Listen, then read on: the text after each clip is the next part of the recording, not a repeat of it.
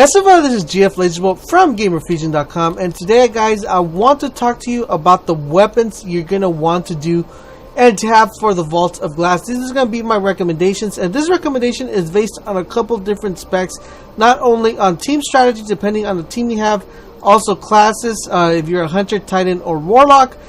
This is primarily going to be focused entirely on all the classes in general, and also based on team structure. So let's go over the weapons that I think are required or should be part of anybody completing the raid. And this should help you not only complete the raid a little bit faster, or also cut down on time, that you're taking to complete the raid, and make it less difficult for you to complete the raid. So let's go in and let's talk a little bit about these weapons.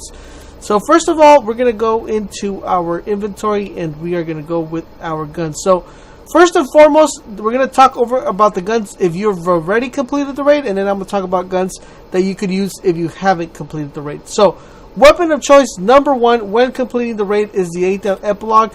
This gun right here, it's going to be very beneficial for you guys. If you guys have this gun, then this is the gun you're going to want to go with. I'm going to go list a few reasons why and why I think this gun is very beneficial. So, first and foremost, this has void damage, so it's going to help you out with the Minotaurs. And you're going to be able to knock down their shields really quickly. It's also going to help you out with oracles, as it has the ability to kill oracles a little bit faster. As you see right here, Oracle Disruptor deals bonus damage to oracles when in the Vault of Glass. So it has that advantage. Another good thing I like about this gun, it has a large clip magazine of 70. So if you're going to be using this gun, and you're going to kind of spray and pray. That's a term used to, like, if you're shooting and not hitting any target, or just shooting, because you're scared or something like that, or because of reflexes. This gun has a large enough clip for you to miss a certain amount of bullets and not have to worry too much about being so precise on the target. The other advantage this gun has is if you pair this up with a not this is specific, it doesn't have to be this one, because I know there's another chest piece that also lets you carry extra assault rifle ammo. I think this one, let me double check this one. This is just hand cannon, but this in particular, this one lets you carry special weapon ammo, so that's going to allow you to go ahead and carry additional ammo for your gun. So it pushes up the magazine from 500 to 700, which gives you a lot of bullets to be reckoned to. So number one, after all, out of everything, I would suggest the Atheon's Epilogue out of all the guns to be your main source of usage if you have the gun.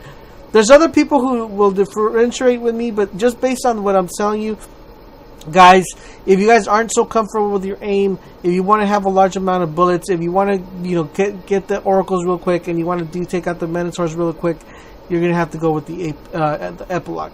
Now, let's say you don't have the Epilogue and you've done the raid. So I'm going to cover the raid weapons first, and then we'll jump into the non-raid weapons. So let's say you don't have the Atheon's Epilogue, but you do have the Vision of Conflux. Then that's going to be your weapon of choice. Another good thing about the Vision of Conflux, it does have Oracle Disruptors. The reason why I select the Epilogue over the Vision of Conflux is because the Vision of Conflux has a lower magazine size, so that means you're going to have to be a little bit more precise when you're shooting your bullets. And also the speed of bullets, the rate of speed on the bullets, it's a little bit slower. Even though you could fire this in a full automotive mode, it's still not as fast spraying as the Epilogue. So this gun is beneficial. I do recommend it for certain points of use. If you have a very good aim and you're shooting down oracles and killing anything with solar damage, or killing the fanatics or the other little robots or the harpies, then this gun's going to be very beneficial. But it's not so deadly as it is, with Minotaurs and other stuff like that has void damage. So, second gun I would pick is the Vision of Conflux. Now, let's say you don't have the Epilogue, you don't have the Vision of Conflux, then your weapon of choice is going to be the Soros Regime. That's going to be the weapon you're going to want to go with for a couple reasons. Number one, it's similar to what the Epilogue has, which is even though this one has a slower magazine size, the advantage with this gun, it shoots very rapidly and causes a lot of damage, and it has good stability. That's one of the things I like about this weapon.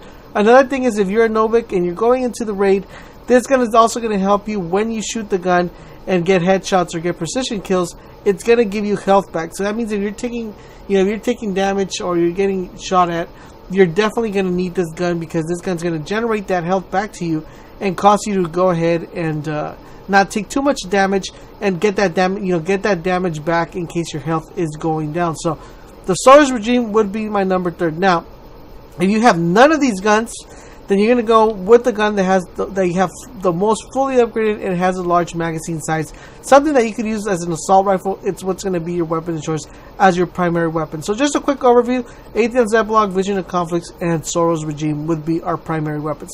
Now, I did not want to go into the hand cannons, because the hand cannons require a more of a precise target, and you have to be very skilled. So I don't want to, kind of hinder other people, be like, oh, pick up a hand cannon, and you do poorly in the game because of lack of, of aiming or being used to using a hand cannon. So that's the reason I didn't mention the hand cannons, in case you guys are wondering. Now, for special weapons, we have different types of special weapons we are going to go into.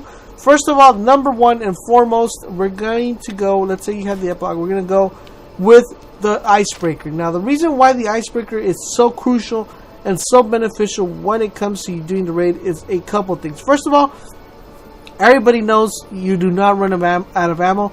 So the advantage of this is you're not going to have to leave cover or go out and venture and look for ammo when you're using this weapon, because this weapon will automatically regenerate its ammo. So that's one of the advantages.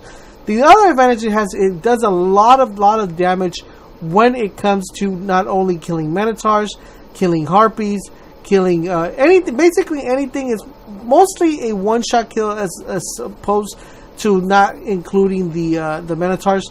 Even when you're shooting Atheon, it does, I believe, 2,000 up damage when you're shooting Atheon right where, on his belly button. So it does really good damage when it comes to using the gun. So definitely the icebreaker would be my number 1 choice for a special weapon. Let's say you don't have the icebreaker, then my second choice of weapon would be the Praetorian Foil. If you were able to, Praetorian's Revenge, if you were able to obtain this through the raid. Now, if you had this one through the raid, this is a very good gun to use, especially when you have on spawn points, because it does that. It does that explosion damage. I forgot to mention that on the icebreaker as well. The icebreaker also does the explosion damage, so you get both of both worlds with the icebreaker. But this one, if you don't have the icebreaker, then you're gonna want to go with the Praetorian Praetor's Revenge. Well, my speaking is going a little bit off today. Praetor's Revenge. You're gonna definitely want to go and use that to your most liking. Not because it also does the explosion damage, but it's also void damage that's going to help you out kill those Minotaurs really quickly. Anything that's purple, you're going to be able to hold down your ground. But if you have both of them, then I would highly recommend you guys go with the icebreaker. Now, let's say you don't have the icebreaker and you don't have Praetor's Revenge, then you're going to want to go with a fusion rifle. Preferably, I would suggest a fusion rifle that has void damage. Or if you don't have anything that has void damage, let's see right there, I have nothing that has void damage right here. You're going to want to go with a fusion rifle, anything with fire. So you're probably going to go with the Pocket Infinity. You could go with the Plant C, even though it has arc damage, as long as it has a good, the good thing about the Plant C, it has a good recoil. Or you could also do the Wizard 77. That's another good gun. That's a legendary weapon. Basically, anything with fusion, you're definitely going to want to go with that if you don't have, anything in particular that has that. So let's say you don't have an exotic, you only have blues. Anything that has void damage, it should be your number 1 choice. And anything that has a large clip or is a very good fusion rifle and you feel comfortable with, then that would be your weapon of choice. Now, last but not least, we're going to cover the heavy weapons. Out of heavy weapons, I would recommend you guys picking a rocket launcher over a machine gun. The reason for that being, it's going to help you not only clear things a lot quicker, and it's going to be less hectic for you when you're reloading or preparing for a massive wave. So let's go over the rockets I highly recommend over.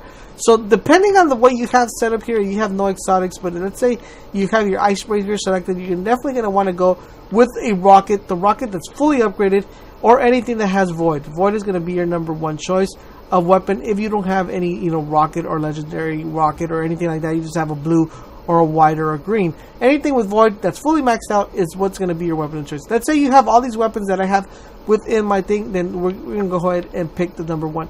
So number 1 is going to be the Gjallarhorn. The Gjallarhorn is primarily going to do the most damage you could possibly do on the raid. So basically, you shoot this to a Minotaur, it's over. You shoot it and it's done. He doesn't even want none of that. And you also cause damage to the additional enemies.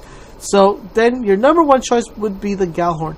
That's going to be the one you're going to want to roll with if you have no exotics here. If you kind of have it like this, Atheon's Epilogue, Praetor's Revenge, and the Galhorn.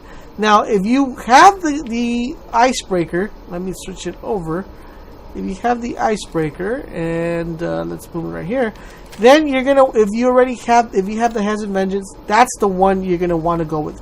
The reason this rocket becomes very effective is because when you shoot the rocket, the weapon splits into several smaller shells upon detonation. So basically, it's like shooting a bomb and having little particles explode on the side. This is ideally very well done, especially when taking out harpies or taking out any type of fanatics. Or it also takes and does additional bonus to the enemies around you. So let's say you don't have the Galhorn and you don't have the Hazard Vengeance, then you're going to want to go with any type of rocket that has void damage. I have the Exodus Plan RS1. This is from Dead Orbit, and this rocket is really good.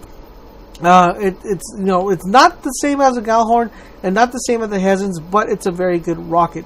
Let's say you don't like rockets and you like heavy machine guns, then number one choice of machine gun would be the corrective measures. This gun will pretty much, it's like slicing butter when taking out Manitars. This one takes them out in a flash.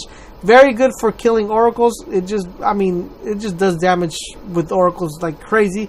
It doesn't do that much damage with Atheon, but it's very well weapon to get you towards Atheon. So I would definitely recommend this one over any other machine gun. If you have this one, this should be your machine gun of choice. If you don't have this one, then anything that you have fully upgraded, you should be able to go and good to roll. Now let me give you guys a quick overview of what is my favorite setup. So I have two different types of setups that I go with. I go with the Atheon's Epilogue, the Praetor's Revenge, and the Galhorn. That's what I use to clear out really quickly when I start. And then I switch over for when I'm killing, something like when we get to the oracles or stuff like that. I go ahead and switch over to the Vision of Conflux. I switch this one to the Icebreaker, which won't let me do it, and I switch over to the Hazard Vengeance. So this is my setup once we go into the Oracle stages and we clear that. Once we reach Atheon, I kind of keep it this way, depending upon if I'm getting teleported a lot, then I'll switch over to the Galhorn and switch back to the Praetor's Revenge. But if I'm not getting teleported a lot, then I keep it like this and I try to roll like this as much as possible. So I hope you guys found this video helpful and informative, and it helps you better not only the speed and the time you complete the raid, but also helps you become a better supported player in the raid. If you guys have any other questions or concerns, please let me know in the comment section down below. And don't forget, guys, for all things Destiny, head over to Gamer Fusion, where we empower your gaming.